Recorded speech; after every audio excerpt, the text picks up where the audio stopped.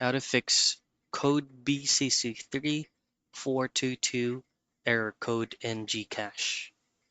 Now, this specific error code that you're receiving on your end, the definition of that code typically means a payment was already processed or there was an issue with the payment details.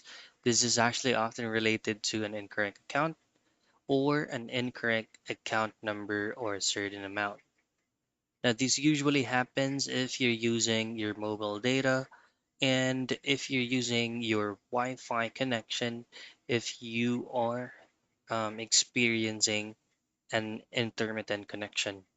So all you have to do at first is to wait for 60 minutes or an hour to reprocess the whole procedure again to see if it went through or not. And then the other thing that you can do is just simply clearing cache from the application itself. To do that, just simply tap and hold on your Gcash application. Go to the eye icon, which will redirect you to app info of Gcash, and then just simply head up to storage and comply both data and clear cache.